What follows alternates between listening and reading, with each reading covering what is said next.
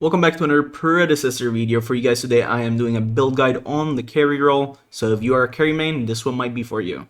If you want to check up on a specific hero that you main, you can check the description of this video where there's going to be timestamps. There's also going to be a tier list at the end, so let's get right into this one.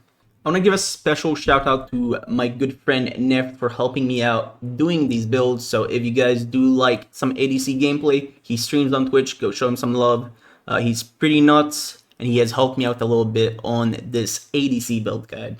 I want to start by highlighting a few items, starting with Absolution. Absolution is an attack speed, physical power item that has some magical armor and of course also some tenacity, but the point of this item is that it's usually very good on majority of the carries. Maybe Revenant not as good because you give him that attack speed that he doesn't really need. Maybe Wraith also not that good because he also doesn't want to build attack speed. But every other carry does like this item if you are into heavy CC as a 6th item slot. But most of the times I'm not actually going to be recommending this item in the full builds. I also want to give a shout out to Dread, which is your MR option into burst, so into something like Countess, into any sort of AP burst, maybe a Shimby that is on you. This item can also save you, but I'm also not always going to be recommending this item on each ADC. The last item I'm going to recommend is going to be Draconum, which is generally a really good ADC item as a 5th or 6th item, sometimes even 4th if you're running into assassins, and also if you want more sustain on top of the sustain that you already have. Alright, those were the items that I wanted to talk about. Now let's go into the heroes themselves. Let's start with Grim. Grim.exe's preferred build is actually going to be an on-hit build. You're going to see this as a pattern as we keep moving towards other ADCs. On-hit right now is king over crit damage, so you're going to see a lot of ADCs building Stormbreaker, building Sky Splitter. And it's going to be recurring unless the ADC that we're going to be talking about doesn't really do too well with on-hit items. So the top build goes Stormbreaker, Sky Splitter, Kingsbane. That's your core item. Of course, you have to go Caustica and not Demolisher because Grim does AP damage, so you want Caustica instead of the AD version, which is Demolisher. Then you can opt for the last 2 slots. You have 4 options there. It's just usually what you want. If you need anti-heal, you go the anti-heal option. It also does really good damage. As you can see, all the items also give you attack speed apart Terminus. Terminus is usually your best 6-slot item actually in this build. So usually you are just opting to get either Dust Devil or Tainted Rounds as your 5th item, and then you go into Terminus as your last for more sustain, and you're kind of chilling. The crit build is a little different. You have Stormbreaker, Sky Splitter, then you go into Nuclear Rounds. Again, you have to go Caustica into Imperator and Terminus. You have 60% crit. It's not 100, but if you want to go into the crit version of this build, that is the lesser of the builds. Like it's not as good as the top one, but that build can also do you pretty well.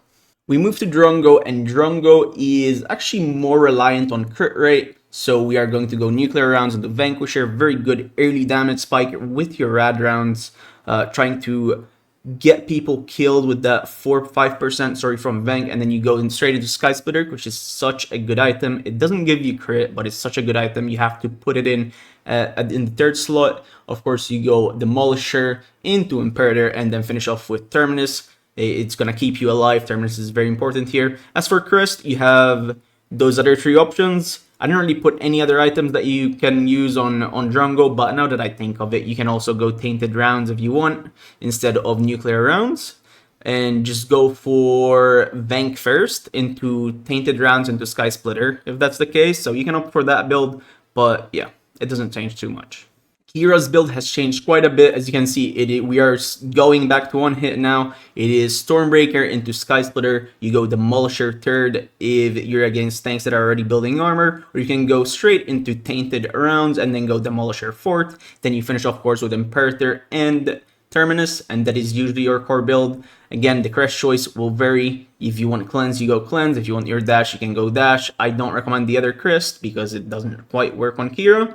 You can also go for Dust Devil if you want to space people, or Equinox if there is burst Again, don't forget about the earlier items that I mentioned that are Dread, Draconum, and Absolution. They can still be used here. I just didn't point them out in every single build. Alright, we're moving to Revenant. Revenant is probably the weakest ADC currently in the game, and he doesn't really have a good build path. So this is the best people have come up with. This is the best I think works for Revenant. You go Malady for some wave clear and early damage. That's kind of your best way to snowball. Then you of course have to go Vank on Revenant into Imperator third, and you go Demolisher fourth. You can maybe skip Malady and not go Malady at all. Try to go Vank into Imp into Demo. That is completely fine. Of course, you then go Terminus. That is 80% crit rate. Trying to get 100 is a little rough, but if you want the 100% crit rate, do go Equinox, although it gives you some attack speed, which is a bit of a wasted stat. You can still go Equinox because of that passive of that 6% increased damage. It's not too bad. If not, you opt for either Dread, Draconum, or even Salvation.